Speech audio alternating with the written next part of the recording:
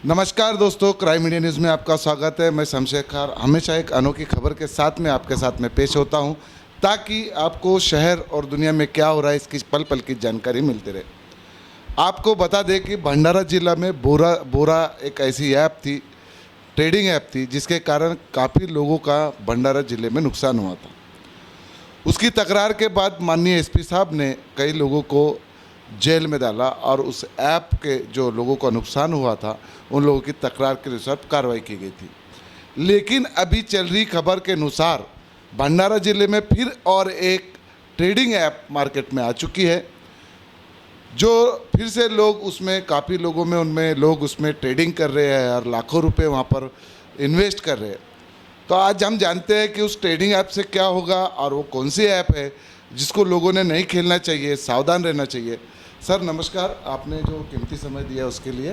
Sir क्या बताएंगे किस तरह की ट्रेडिंग ऐप है और किस तरह का उससे बचाव रहना चाहिए? देखिए, भंडारा ज़िले में सोशल मीडिया के माध्यम से अलग अलग प्रकार के इलेक्ट्रॉनिक्स ऐप्स का प्रचार हो रहा है, जहां पर लोगों पर चीटिंग होती है, फसवणूक होती है। इसमें कुछ महीनों पहले जैसे बोरा ऐप मार्केट में आई थी और उसमें कई लोगों ने पैसे लगाए थे। एकाएक ऐप बंद होने की वजह से काफ़ी लोगों का उसमें नुकसान हो गया।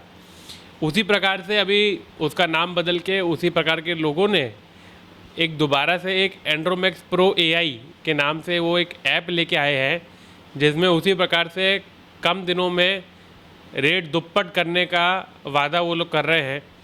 मेरा ये मानना है कि ये जो ऐप है वो सेबी में रजिस्टर्ड नहीं है और उसका जो सॉफ्टवेयर का जो बैकएंड है वो ओनर के हाथ में है। जो भी करेंसी वहाँ पे दिखाई गई है उसका जो रेट है वो कभी भी बढ़ा सकता है, कम कर सकता है, अपने हिसाब से वो लोगों को हानि या नुकसान या फ़ायदा पहुँचा सकता है। इसलिए जितने भी लोग इसमें आज इन्वेस्ट कर रहे हैं, जो पहले लाइन के होंगे, उसके बाद जो दूसरे लाइन के और तीसरे लाइन के लोग होंगे, उनको आने वाले समय में इन्वेस्ट करने के बाद नुकसान हो सकता है। मेरा आपसे यही अपील है कि आप लोगों ने अगर इस प्रकार के ऐप में इन्वेस्ट किया है, आपकी चीटिंग हुई है, तो आप आकर हमें इसकी कंप्लेंट दें, आरोपी का नाम बताते हुए कंप्लेंट दें और इस प्रकार के ऐप में आप लोग इन्वेस्टमेंट ना करें।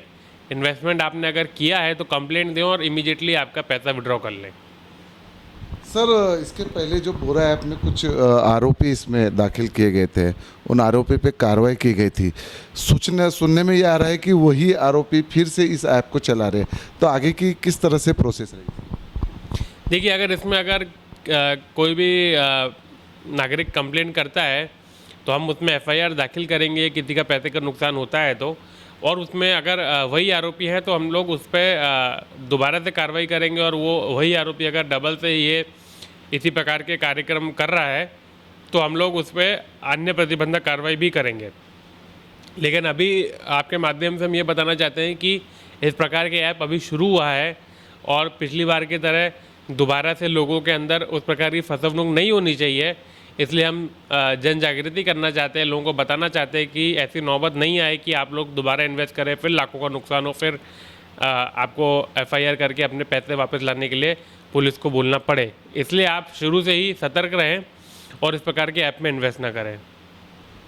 Thank you sir. आप देख सकते हैं कि किस तरह से हमें जो माननीय एसपी साहब ने हमें जानकारी दी कि किस तरह से आप ऐप के द्वारा बच सकते हैं, आपकी जो राशि है उसको सुरक्षित रख सकते हैं, ना कि ऐसे जो सेबी में ऐप इंस्टॉल नहीं है या उसको परमिशन नहीं मिला है, ऐसी ऐपों में पैसे डालकर अपना नुकसान कर सकते हैं।